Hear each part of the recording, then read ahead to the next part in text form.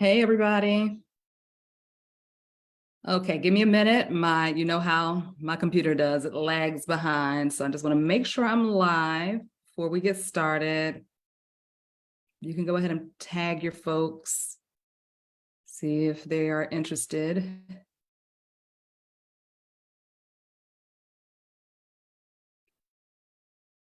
Okay, perfect. All righty. So I hope everybody is doing well today. Happy Jupiter Day, day of expansion. And I like to get a lot of things done on Jupiter Day, even though I know that's typically, what's that, Mars Day, that it's a good day for you to get things done. But Jupiter really helps me to expand on business ideas and all that good stuff. So, and get some things done and tie up some loose ends that I might have forgot about or kind of procrastinated on. So anyways, I hope you all are doing well. Let's jump right into this. We're going to be talking about why some people have trouble opening their hearts. And this is going to be especially good for anybody who is dating, or if you're in a situationship, okay? Maybe you have a friend or a family member who just seems a little closed off, okay?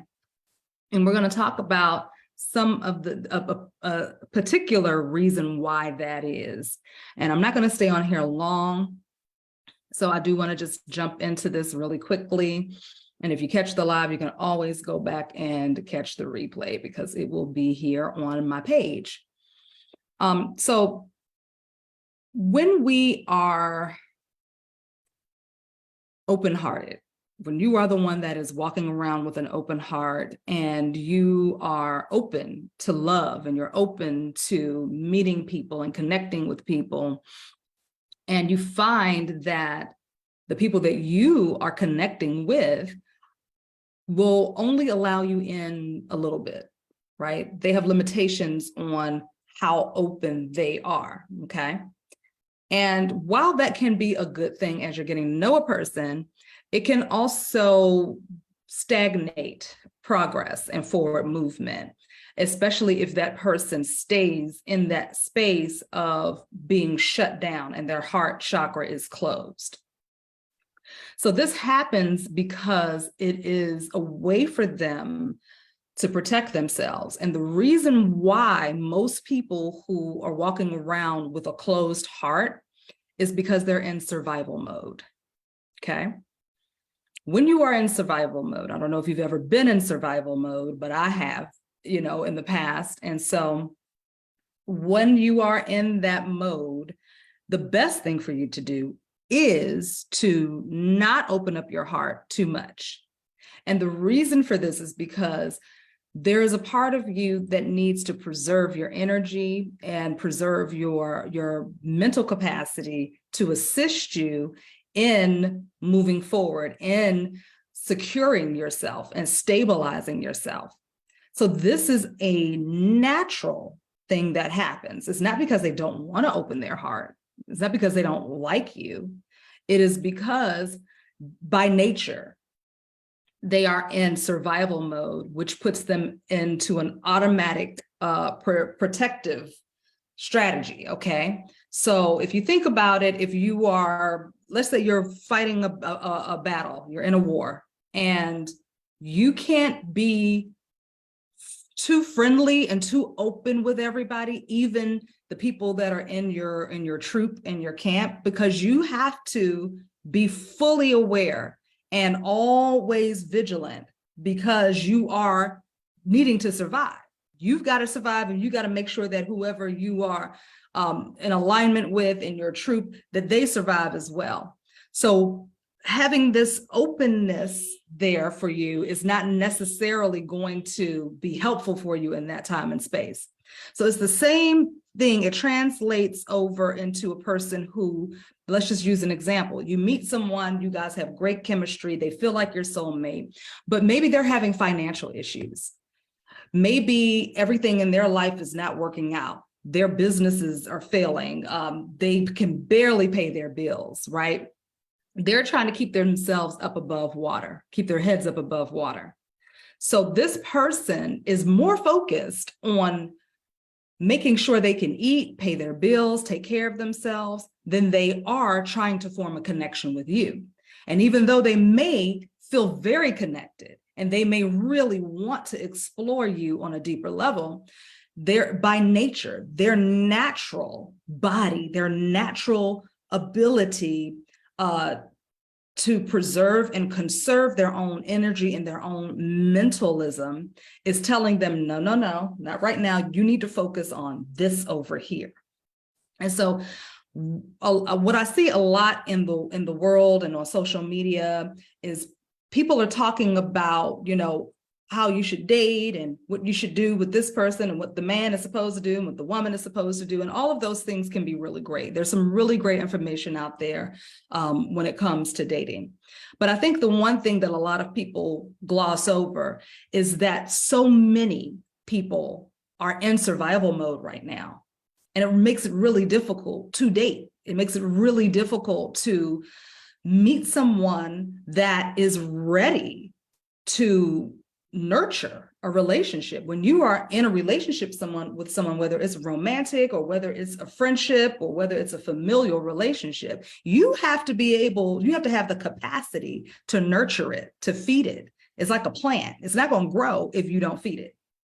If you don't water it, if you don't change the pot every now and again when it starts growing and it needs more space, you need to put it in a larger pot. If you are not able to have enough awareness and attention to pay to that particular plant, then it's going to wither away and die. And it's the same thing with relationships.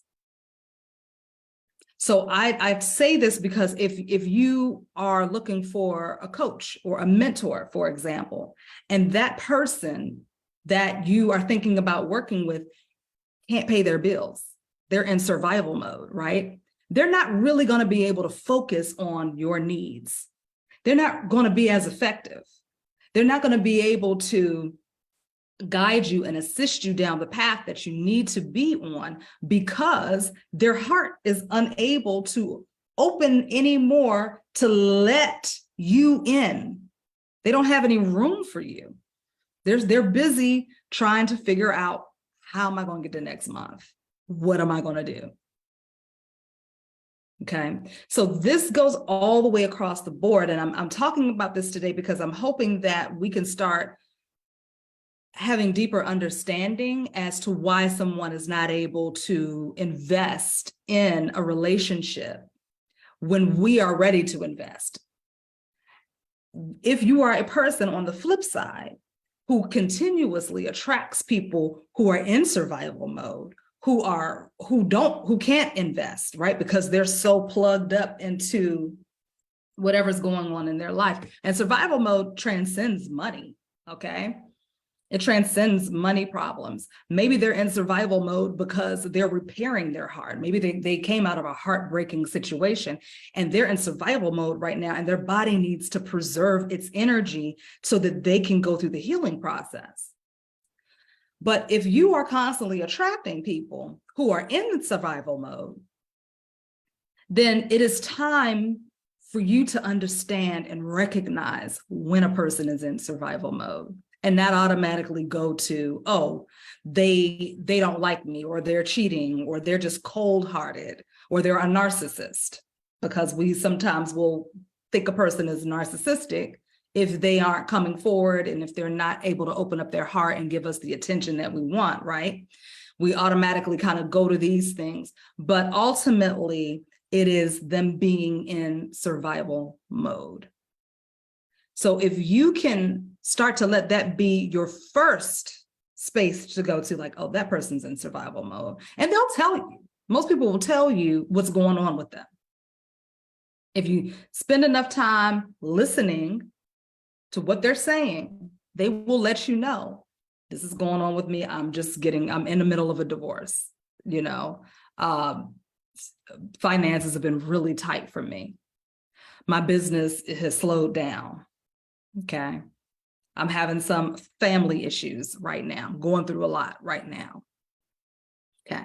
I'm going through a lot right now is a ding, ding, ding, super duper indication that somebody is in survival mode. I'm going through a lot. So I need to preserve and conserve my energy and my brain power for me. I don't have time for you. Even though I enjoy your company, I might even enjoy, the sex, I enjoy whatever, that doesn't mean that I have the capacity to pour into this the way I need to because I'm in survival mode. Now, the other part of this is that a person who's in survival mode that continuously comes around you could be feeding off of your plentiful energy. And so we call them vampires, right? Doesn't necessarily mean that they're vamping on purpose, that they're trying to suck you dry. It just means that, hey, I'm in survival mode. So wherever I can find some life force to assist me, I'm going to latch on to it. What happened? Okay, it cut off. Why? All right. Am I live still? Because it's telling me that I am not live anymore. Huh. That's interesting. Okay.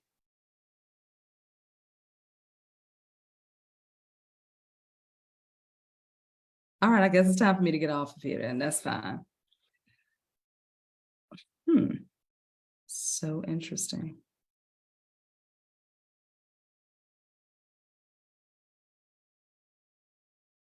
Okay, am I back? I think I'm back.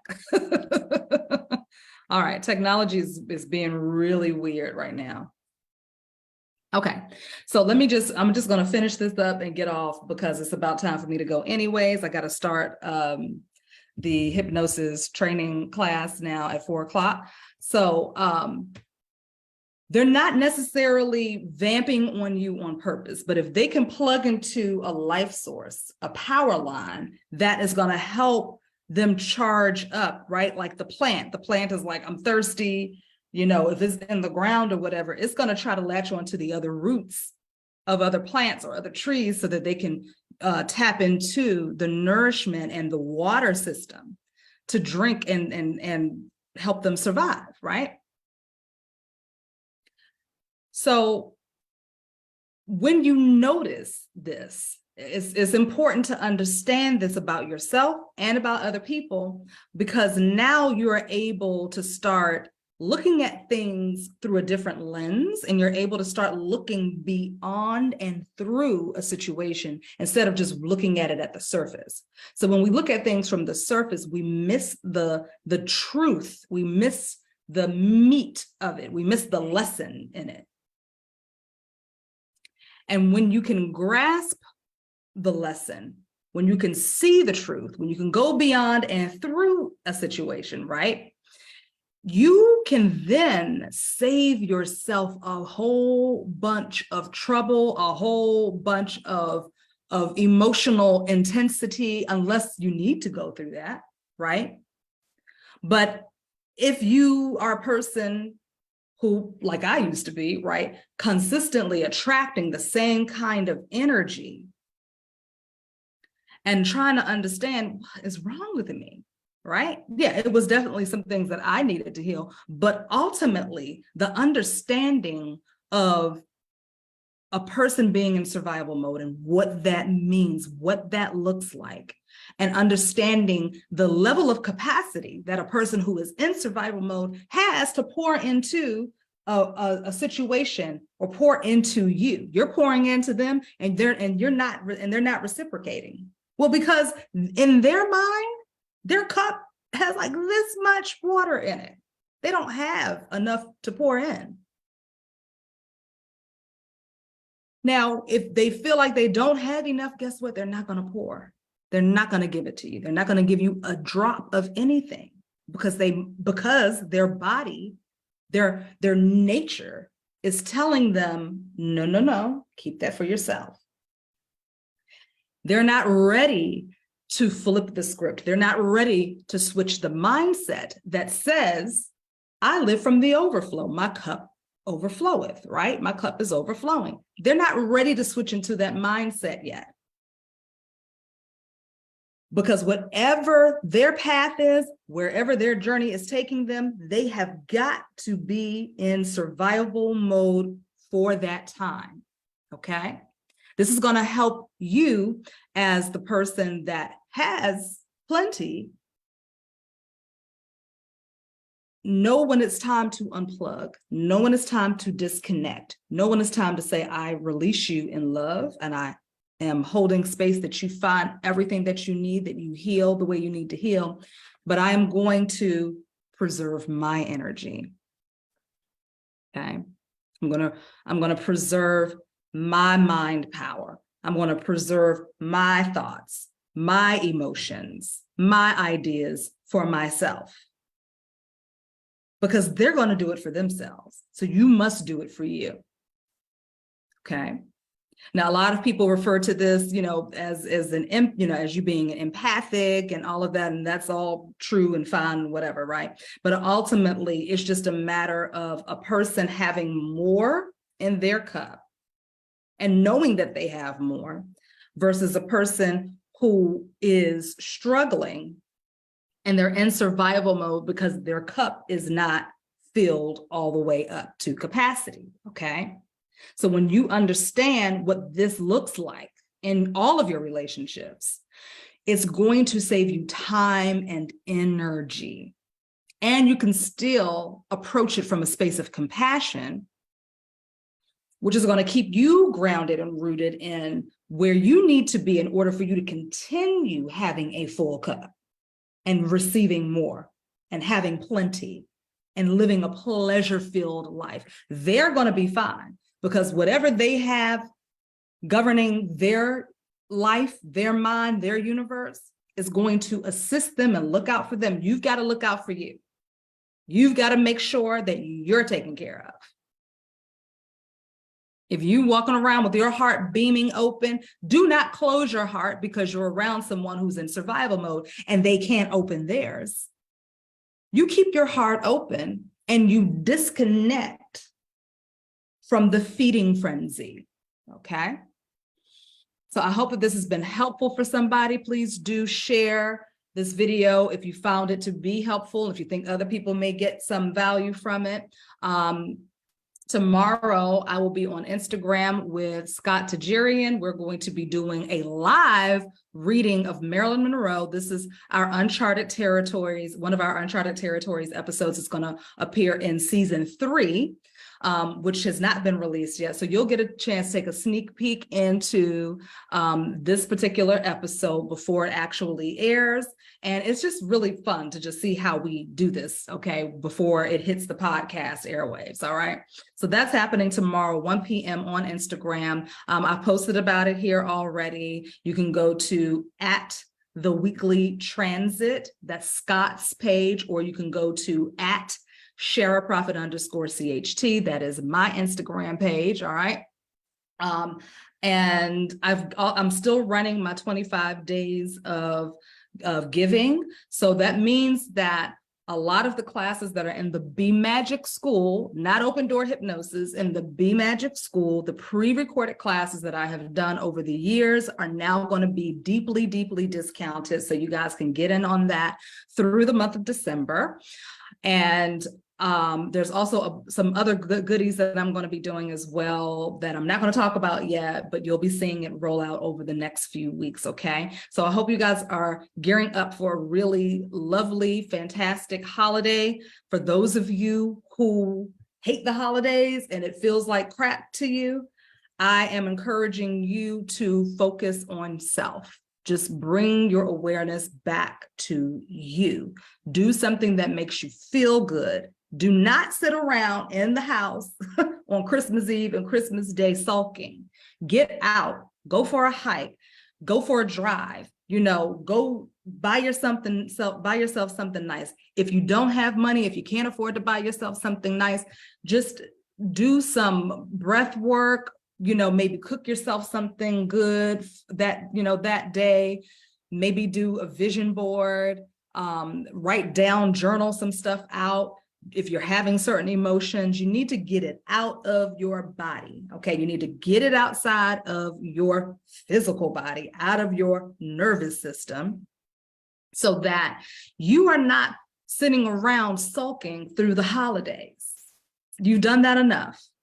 You don't need to keep doing that to yourself, okay? So if you can't do anything else, whip out a piece of paper and start writing down what is pissing you off, what is making you sad. Go ahead and get it outside of you. Remember a few weeks ago, I talked about anger. If you're angry at someone, or if you're sad, raise that sadness up to anger and push that shit up out of your body. Take a deep breath, take a shower, take a bath, drink you some tea and relax, okay? If you just got to veg out on comedies all day, do that. Do not sit around and be stuck. Don't do that, because what you don't want to do is you don't want that energy to roll over into the new year, okay? We're in wintertime right now. Wintertime is where we are laying things to death. We're putting it to bed. We're letting the dead rest with the dead, okay? Put it down. You don't need it no more, all right? So I hope that is helpful. I will see you all soon in another video. I'll see you tomorrow if you come over to Instagram, okay? But until then, I hope you all have a fantastic evening, and the rest of your weekend will be amazing. I'm sending out good energy, good vibrations to everybody, and I will see y'all soon. Bye. Hey, Takana, thank you.